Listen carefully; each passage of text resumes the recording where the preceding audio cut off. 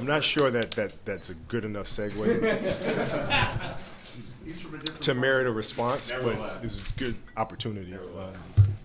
Yeah, I mean, obviously it's a hot topic of conversation in terms of where everybody's going to go, and everybody's here to read tea leaves, and I don't really know much to tell you. I don't have any new information you guys probably don't know, or you guys will probably know before I do. So, how active have you been in that process? How active have I been? Just talking every now and then, and seeing how they're doing, and that's pretty much it. So has it been a difficult sell? Because are the Lakers in a rebuilding process? And is it hard to bring somebody of his caliber here to say, hey, let's come build something together and win a championship? Well, I mean, if you're asking if I've read Ogmandino to get ready for this free agency pitch, I have not. But no, honestly, no. It's really just about what we have, and the flexibility that we have, and the market that we have.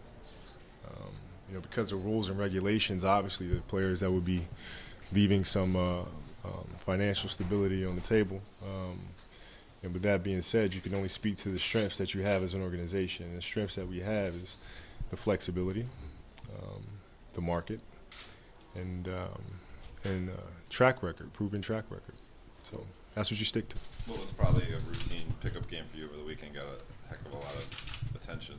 If it was training camp, could you? So I wasn't even there. It doesn't really matter who's coming here. The question is you. That's the only thing you can control right now. So how do you feel about where you are right now, and are you on track to where you want to be as the season approaches? I am, and I feel really good. I'm just quietly just working away. My weight, I'm at 218 right now, which is, typically the kind of weight that I'd be in January and February. And I'll lean down some more. And physically, I feel great. I mean, I don't think about the knee at all when I train. I don't think about the Achilles at all when I train.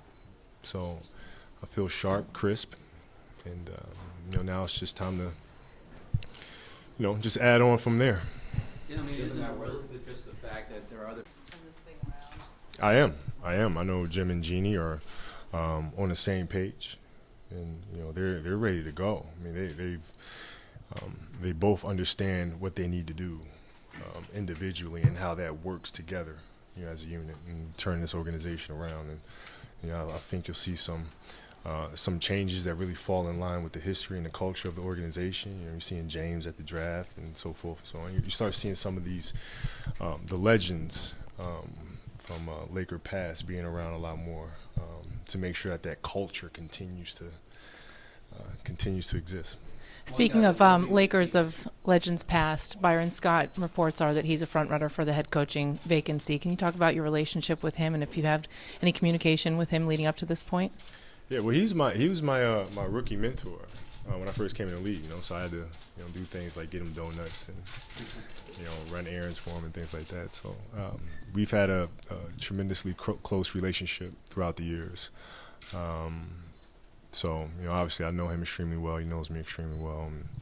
And, I've always been a fan of his.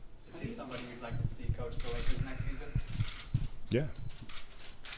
How do you see Julius Randle's game fitting in with this team right now? I mean, you reached out, you tweeted about his background in a program like Kentucky, joining the Laker organization, but what did you see his freshman year at Kentucky you thought, yeah, that works for us? Well, he has a passion about the game. And the game, competing in, means a lot to him. So you see him when he plays, and he plays with a certain, tenacity and competitive spirit. And that's always the first thing I look at. And then from a skill perspective, he has the tools. He can handle the ball. He can make plays with the ball. He can shoot the ball. So now it's really just on us helping him develop to reach his full potential. Sometimes it doesn't always work out the way you want it to, but at least the intention and commitment was it. If Melo does come, are you confident that Pau Gasol would remain a Laker if Carmelo comes to the Lakers? Well, yeah, I think it'll help his decision a lot more. It's tough for Pau. I mean, Pau is extremely loyal and it's a very tough position for him to be in, to be a free agent. He had never been in this position before, and my biggest message to him was, dude, make sure you enjoy the process, man. Like, don't stress yourself out, right? I mean, the ball's in your court. Man. This is your decision to make. Don't feel like the weight of the world is on your shoulders, But yeah, I think if we were fortunate enough to get Carmelo, I'm sure that would help his decision.